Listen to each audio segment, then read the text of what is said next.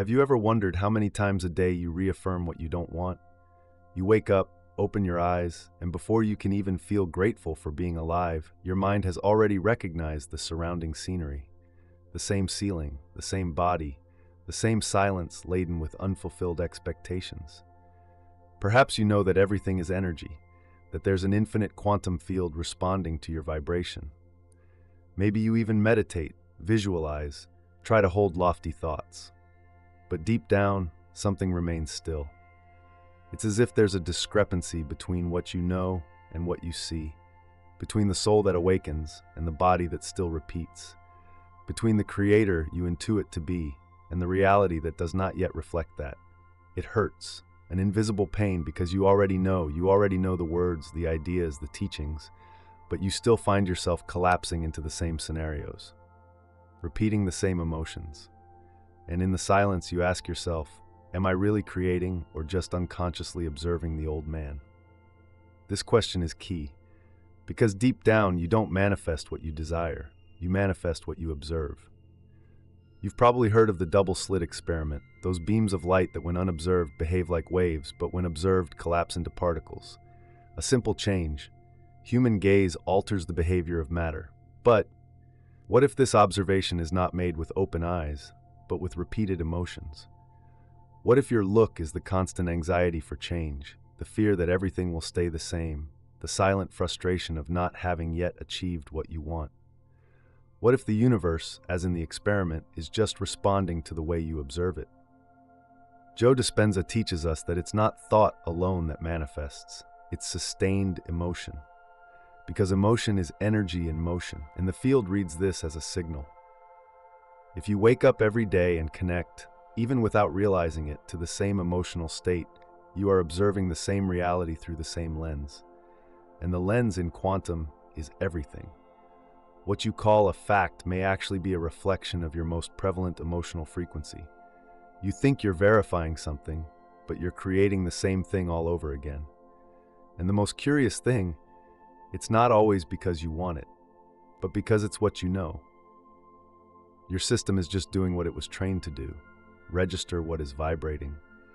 The question is not what's going on out there. The real question is, what emotion within me is choosing what to observe?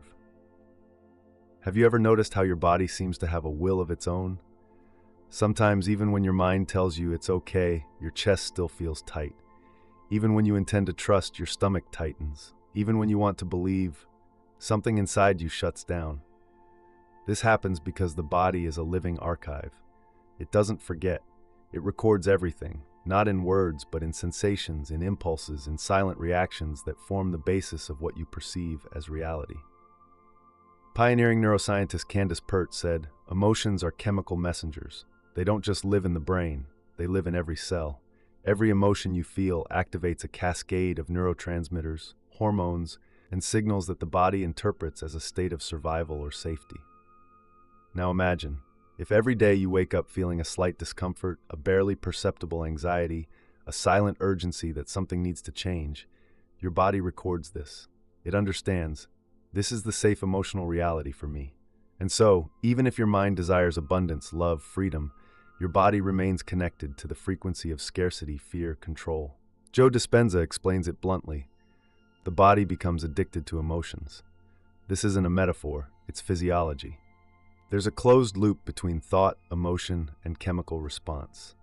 And the more this cycle repeats, the more it becomes an identity. You're not just feeling anxiety, you are living from it.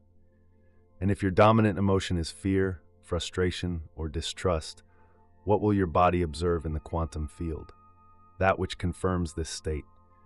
Because the field is not responding to what you think you want. He is responding to what you reaffirms with its continuous vibration. The body, in this sense, is like a holographic antenna, but it doesn't pick up just any frequency. It only tunes in to what resonates with what's already inside it. That's why, even after a spiritual retreat, a transformative reading, or a deep meditation, reality can feel the same again. Your body reactivated its old program. It began observing the world through familiar chemistry. And you, without realizing it, collapsed back into the same scenario. But here's the twist. Your body isn't your enemy. It's just trying to keep you vo. He believes that repeated emotion is a sign of safety, not because it's good, but because it's familiar. And here lies one of the greatest paradoxes of the demonstration. You need to teach the body an emotion that it doesn't yet know so that it can observe a reality that hasn't happened yet. This isn't done with willpower, nor with automatic affirmations.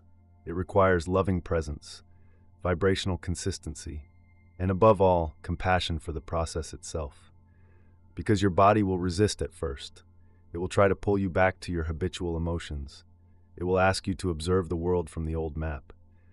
But with kindness and practice, you can choose another vantage point. The practice of conscious breathing, for example, interrupts the automatic cycle between thought and emotion.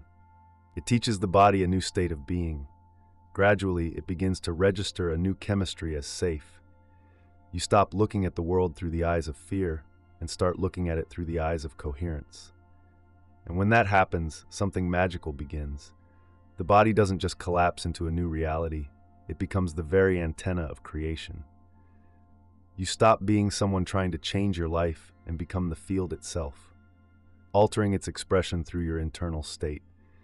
This is true alchemy, not changing the external to feel different, but feeling different, to allow the external to respond coherently. Because in the end, your body doesn't want to hold you back. It just needs new instructions. And the question is, what emotions are you teaching your body so that it sees the world with new eyes? Have you ever noticed how wishing sometimes seems to make reality even more distant?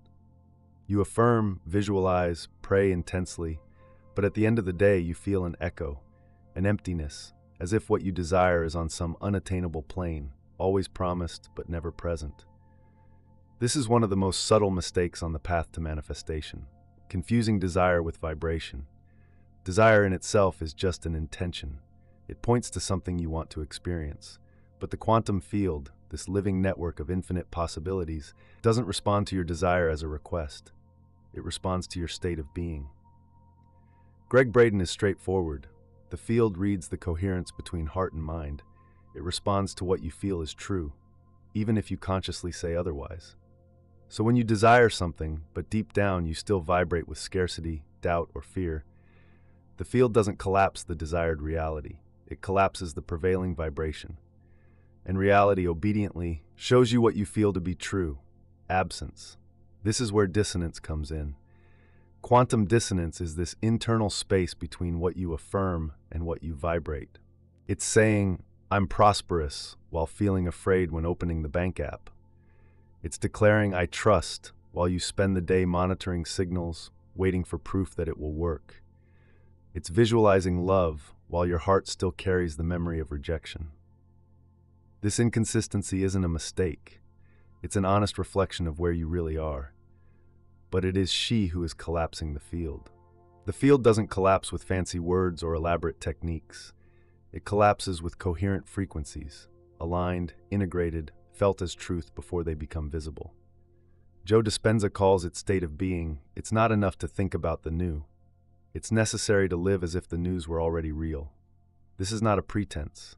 It is a vibrational anticipation. It's moving internally to the place where the desired reality already exists as a sensation. Because when you feel as if it already exists, you become the magnet of that timeline. But here's the challenge. Your body, conditioned by the old emotion, will try to prove this a lie. It will seek out facts, memories, and comparisons to reaffirm the old state.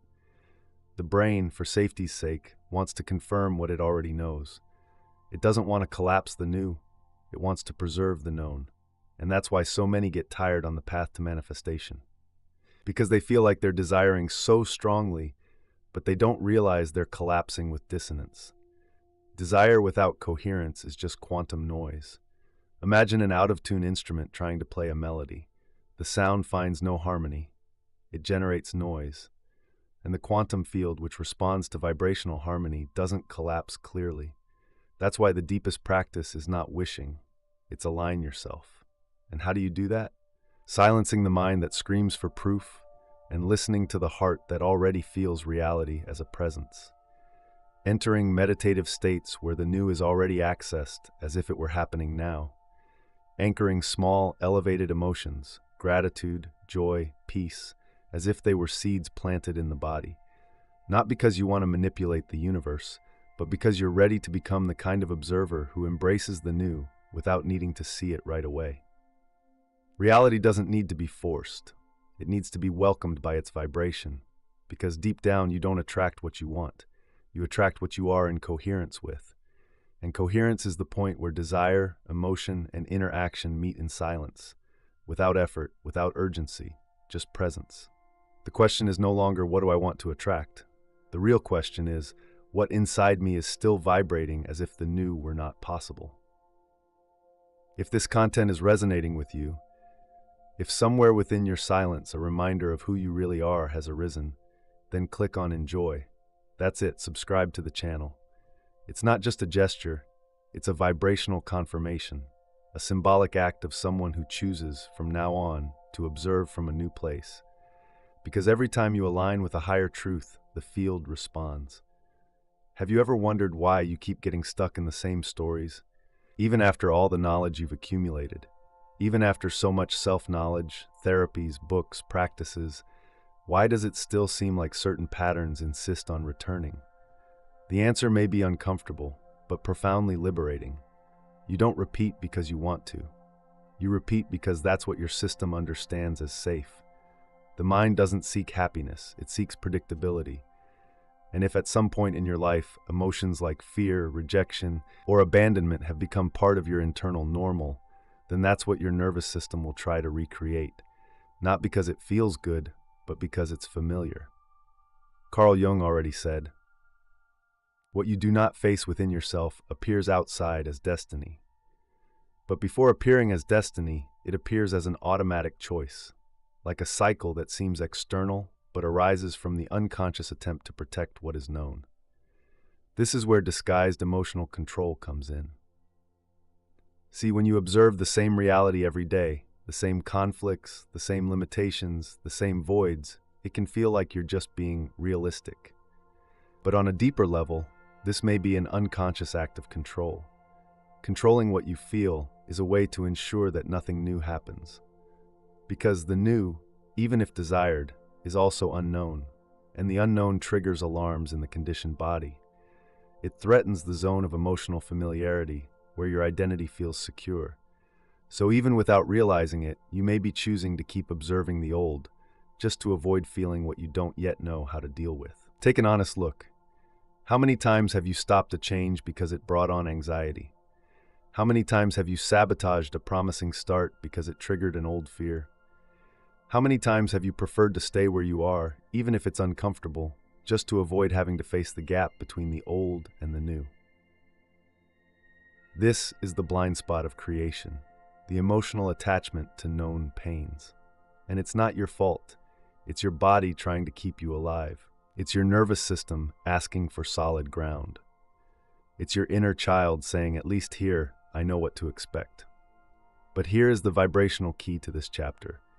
You're not stuck in the pattern. You're seeking emotional security through it. And when you understand that, something opens up. Because security no longer needs to come from repetition. It can come from presence. It can come from the courage to feel what is here now, without trying to shape it, force it, or run away from it. It's when you stop trying to control what you feel and start allowing new emotions to reveal themselves. It's when you become the space where the new can emerge, without the lens of trauma filtering everything. And then something profound happens. The field begins to collapse possibilities that were previously invisible, because now you're no longer asking for reality to repeat itself to feel safe. You're offering vibrational security to your own internal system, and that changes everything. Real change doesn't begin with a new vision. It begins with a silent decision. I no longer need to repeat the old to protect myself. This is true courage on the spiritual path. Release emotional control over what has already been, and trust that the new, even if unknown, can be safer than the pain you've learned to tolerate. You no longer need to look at the world through the eyes of the past. Today, you can open a new space of perception, a space where control dissolves and creation begins. The question is, what are you trying to control by keeping your reality the same? There is a subtle, but abysmal difference between wanting change and trusting that it is already happening. Maybe you feel ready for transformation. Maybe your soul is crying out for a new life, a new frequency, a new version of yourself. But if at the same time you feel urgency, impatience, or anguish, then, without realizing it, you may be sending a confusing signal to the quantum field. I want the new one because I still can't believe it's already here. And here's the paradox. The more you observe reality with anxiety for change, the more you communicate to life that the new is still absent. At the vibrational level, this creates an incomplete collapse. Like an image trying to form in a foggy mirror, it appears distorted, unstable, fragmented, because the field responds to what you are, not what you expect. The Heisenberg uncertainty principle in quantum physics states that it is impossible to measure a quantum system without interfering with it. The simple act of observation alters the observed phenomenon. But in the emotional field, this interference takes on a new name: anxious expectation. You watch, but with fear. You watch, but with suspicion. You observe, but with the urgency of someone demanding proof that they will not be disappointed. And this urgency paralyzes the field, because while the body vibrates in haste, the mind focuses on absence, and the heart, which should be the conductor of coherence, falls silent, stifled by the pressure of needing to see something happen to believe it's real. But the demonstration does not originate in this place. It does not spring from anxiety. It does not bloom under stress. She does not respond to doubt disguised as desire. It only reveals itself when there is space, vibrational space, internal space, emotional space. And that space only opens when you stop observing the field with the eyes of control and begin to feel the present moment as enough. Anxiety about change comes from a nervous system still stuck in the timeline of scarcity. She says, if nothing changes, I won't be able to take it. But true quantum creation begins when you say with your whole body, even if nothing changes now, I choose to vibrate as if it already has. That's trust. This is surrender. And in quantum, surrender is the most magnetic movement there is. Not because it forces the field, but because it dissolves the resistance that was preventing the field from collapsing into the new one. Anxiety, deep down, is just an inner child screaming, I have to see it to believe it. But the field responds to those who sit and see. This reversal is the turning point. Because when you sustain the vibration of the new, even without guarantees, you become the bridge that connects the invisible reality to matter. You stop being an observer demanding signs and become the very sign the universe has been waiting for. In this state, time ceases to be an obstacle. The timeline of manifestation dissolves, and the new, which seemed distant, approaches as a natural consequence of its presence. Creation is not an event. It is a state, and you don't have to chase after her anymore. You just need to stop running, breathe, to feel, and allow the new to happen not because you urgently want it, but because you have become the kind of consciousness that supports what once seemed impossible. The question now is, are you really creating a new reality, or just trying to escape the old one in a hurry? There is a silent weight that weighs more than any explicit pain. It's waiting disguised as positivity, the kind that says I trust, but with its eyes always on the clock. The kind that repeats affirmations with faith, but deep down calculates deadlines, compares results, evaluates whether it's worked yet. This waiting is not trust, it is an expectation. And the expectation, although it seems subtle, carries a very clear vibrational message. What I want isn't here yet. This frequency, even if it comes wrapped in beautiful words, communicates absence. It assumes that something is missing. And as long as the vibration is one of lack, the quantum field will continue to reflect exactly that. Because the field doesn't respond to what you say, it responds to what you feel is true. And here's the key. Now is the only real portal to manifestation. Eckhart Tolle accurately reminds us, presence is the state of grace in action. It's not a concept, it's a vibrational state. An alignment where time ceases to be an obstacle and the desired future begins to be experienced as a present frequency. But why is it so difficult to be present? Because the mind, conditioned to control, always wants to anticipate the result. She believes she can only relax after everything changes. She can only trust after she has proof. She can only feel safe when external confirmation is given. But this linear logic does not work in the quantum field. The universe doesn't deliver the news so that you feel different. He answers when you feel different, even before any evidence. This requires vibrational maturity, a subtle renunciation of urgency, a courageous choice to inhabit the now as if everything were already here, not as an effort, but as a state of being.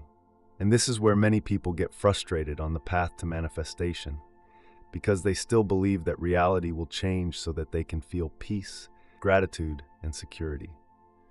But the process is the opposite. You manifest when your vibration already carries the signature of what you want to experience. There is no trick, there is no shortcut, there is no hidden secret. There is only the practice, repeated day after day, of coming back to the now and anchoring in it what you wish to see reflected. If you want abundance, feel supplied today, even if you don't see it yet. If you want love, treat yourself with tenderness today, even if the other person hasn't arrived yet. If you want freedom, breathe as if you were already free from the chains that bind you, even if you still feel like you're in them. Reality doesn't change because something happened. She changes because you change the way you look at it.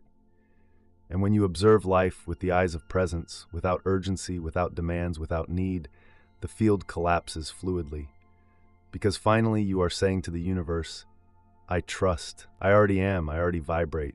And this isn't theater, it's a delivery. A surrender of control so that the field can do what it has always known how to do, respond accurately to your dominant vibration. In this place, there is no longer expectation. There is a state, there is presence, there is coherence, and with that, it no longer matters when the new arrives, because it's already moving toward you. Life doesn't slow down when you're present. It simply responds perfectly to what you are already being right now. The question is, are you waiting for reality, or are you choosing to become the presence that already manifests it? If something inside you has awakened, if even in silence an old part began to dissolve, let the field feel it with you. Write in the comments, I am choosing what to observe. It's not just a phrase, it's a vibrational anchor, a silent signal to the universe and to your body that conscious creation has begun. To write is to seal, to write is to collapse. Writing is observing with intention. Imagine for a moment that you are like a lens, and everything you see on the outside is actually a refraction of the light coming from within. Now think, what if that lens were clouded by old memories, by undigested emotions, by stories that should have ended by now, but that keep being revived? Most people believe they are reacting to reality. But the deep, perhaps uncomfortable, truth is that many are just reviewing what has already happened with such emotional insistence that it becomes an uninterrupted vibrational cycle. The name of this quantum loop. It's when your consciousness, even without realizing it, fixates on what once was and turns it into a lens. And this lens distorts everything, possibilities, encounters, choices. You believe you are observing the world as it is, but you are actually reacting to what you have felt so many times that your body has come to recognize it as real. And so, the past infiltrates the present. Every unresolved emotion becomes a curve in the lens of observation. Fear becomes a filter, guilt becomes noise, rejection becomes an invisible wall, and the future, which should be new, becomes just a recycled mirror of what once was. This is the most subtle trap of unconscious creation. Reality repeats itself not because it is destiny, but because it is being observed from the same state of being. Bruce Lipton once said, "The external environment does not shape who you are. It is your internal environment that defines how you interpret everything that happens outside." And when this internal environment is trapped in dense emotional memories, what manifests is not freedom, it is repetition. The Pygmalion effect, studied in psychology, shows that our expectations shape the behavior of those around us. Now amplify this to the quantum level. Your expectations shape the entire reality. If you expect rejection, the field brings experiences that validate that rejection. If you fear being betrayed, your vibrational radar activates patterns that put you in situations of distrust. If you feel invisible, the world reflects exactly this lack of perception. Not out of cruelty, but out of resonance. You are not just being a victim of what happens, You are being the vibrational echo of what you have not yet allowed yourself to let go of. It's hard to realize this because it demands responsibility, but it's also liberating. Because if what repeats itself is what you still observe through the lens of the past, then the antidote is simple. Change the lens. But changing your perspective isn't about denying what happened. It's not about feigning positivity. It's not about using cliches to paper over wounds. It's looking with presence at what still hurts, allowing the emotion to express itself, and then, gently, choosing to observe life from a new place. The loop breaks when you stop asking yourself, why is this happening to me? And start asking, from what emotional state have I been looking at life? Because it is this state that defines collapse. The good news is that this loop, as old as it is, isn't a sentence. It only exists because there's energy sustaining the repetition. And that energy is yours. You can choose to retract it, redirect it, create new observation trails. This requires awareness, yes, but above all, it requires kindness, because no one gets out of a loop in a hurry. You leave when you begin to observe from a place where the past no longer dictates the present. The question now is, if you were to release the lens of what once was, what could finally be observed? The biggest illusion on the path of conscious manifestation is believing that you have to fight old patterns to create something new. But fighting only reinforces what should be dissolved. Because when you resist, you observe with tension. And where there is tension, there is contraction. And where there is contraction, there is no flow. The quantum field responds to the relaxation of surrender, not the effort of resistance. That's why redirecting observation doesn't happen by force. It happens by kindness. You don't have to tear out your old beliefs by force. You need to offer your system new perceptual experiences, new states of presence, new internal spaces where other frequencies can register as safe. And this is done with simple tools, but energetically powerful. The first of these is the coherent breathing taught by the HeartMath Institute. This technique isn't just slow breathing, it's a vibrational adjustment. When you breathe in rhythm with your heart, usually 5 to 6 seconds in, 5 to 6 seconds out, your body enters coherence. The heart and brain synchronize their rhythms. And what does that change? All. Because cardiac coherence creates a physiological state where the nervous system understands, we are safe now. And by feeling safe, the body allows access to new emotional frequencies such as gratitude, calm, and love, without needing external justifications. In this state, your observation of reality expands. You stop seeing the world as a threat and start seeing possibilities. Another powerful tool is the non-judgmental self-observation, a practice derived from mindfulness, but here reinterpreted through a quantum lens. Observe your thoughts, your emotions, your impulses, not to control them, but to understand them as temporary energetic expressions. When you observe without identifying, something magical happens. The loop breaks. The old pattern only perpetuates itself because there's identification. When you say, I'm anxious, you merge with the emotion. But when you say there's anxiety coursing through me, you create vibrational space. And in this space, new realities can be accessed.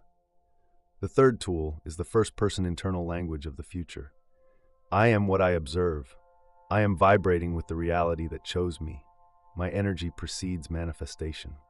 Speaking to your body, mind, and field in affirmative sentences isn't self-deception, it's reprogramming.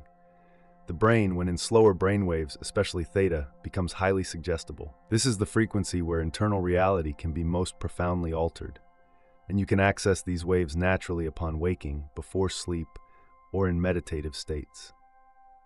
At that moment, the words you choose to think or speak aren't just thoughts, they're vibrational commands. They say to the field, this is what I am choosing to observe from now on. But none of these tools will work if used in a hurry, because haste is anxiety in disguise. True change happens when you surrender to the process like someone cultivating a seed. Not to see flowers the next day, but because you know there is already life beneath the earth. Practice, then, is not about gaining control. It's about giving the body back the freedom to vibrate another reality. Not as an imposition, but as a permission. You don't need to fight your thoughts, nor repress emotions, nor speed up time. You just need to create an internal environment where the new can enter without being resisted. These tools are not magical rituals. They are bridges that connect your present state to the vibrational potential that already exists in the field. You're not far from change. You're just repeating the same way of observing. And now that you know this, you can choose more consciously. What kind of reality do you want to tune into through your observation? What is real? The question seems simple, but it dissolves the ground beneath our feet when faced truthfully. You grew up believing that reality is what the eyes see, what the senses confirm, what the facts demonstrate. But this definition is just a collective agreement based on repetition. Reality, in its quantum essence, is not fixed. It is fluid, malleable, a continuous response to the vibrational state of its observer. Bruce Lipton, in his studies on epigenetics, showed that even the functioning of our cells, what we consider biological, solid, scientific, is profoundly influenced by the internal environment. It's not the gene that determines cellular behavior. It's the environment surrounding the gene. And this environment is shaped by emotions, thoughts, and sustained perceptions. i.e., if even the physical body responds to emotional energy, why would external reality be any different? The answer is, she is not. The life you call real, with its limits, its pains, its conflicts, may simply be reflecting, with mathematical fidelity, the internal state you have been sustaining without realizing it. Not for punishment, but for resonance. The quantum field is neutral. It doesn't judge, interpret, reward, or punish. It simply mirrors. And if you are vibrating scarcity, the field mirrors scarcity. If you are vibrating insecurity, the field confirms insecurity. If you vibrate coherence, it collapses fluidity. This is the truth that frees us and at the same time challenges us. Reality doesn't resist change. It simply obeys its most frequent state. But there is a subtle trap here. Upon hearing this, many feel guilty. They think, so the difficult life I have is my fault? No, and it never was. Guilt is a dense energy that only perpetuates the cycle. The point is not to blame yourself for what you've manifested, but to take loving responsibility for how you've observed the world. Because the most powerful truth is this: you are not blocked. You are programmed to observe with fear, to expect the worst, to anticipate rejection, to believe that life is a struggle, to react to the present through the eyes of the past. And this programming didn't come from you. It was inherited, conditioned, repeated by generations who were also just trying to survive. But now you know. And knowing opens space for a new choice. You can today begin sending a new signal to the field, a new state, a new frequency, not as a performance, but as a surrender. The question is no longer, what do I need to do to change reality? The real question is, who do I need to allow myself to be so that reality no longer needs to prove anything to me? You don't need any more external confirmations. You need more internal presence, because it is there in that silence between one thought and another that the field is listening. And in that space he asks, what reality are you asking me to reflect on? If this content brought you clarity, on the surface it seems so small, an adjusted thought. A realigned emotion. A silent decision to stop feeding what has been repeated so many times. But in the invisible, this is revolution. Consciously choosing what to observe is perhaps the most spiritually mature act one can perform, because it is there in that intimate moment where you could repeat the old reaction and choose only feel different that the collapse of reality begins to change. That's where the invisible gives way, that the field hears a new sound, the sound of its coherence. It is there that the old loses its strength, where the past vanishes like smoke, and where the present at last becomes fertile enough for the new to flourish. But this is not visible from the outside. Those who look from afar might see only silence, a different look, an extra breath, something unsaid. But in quantum, everything changes. Every time you choose what to observe and you do so from a heightened, present, and aware state of being, you collapse possibilities that were previously dormant. Not because they didn't exist, but because their vibration had not yet reached them. In the quantum field, there are infinite versions of you, the one that repeats itself and the one that transforms, the one that fights and the one that surrenders, the one that seeks signs and the sign. And each of them can only be activated by one thing, your observation. When you keep reaffirming life is hard, things don't work out for me, the world is dangerous, you're not describing reality. You're selecting a timeline, and the field, like a loyal mirror, says, so be it.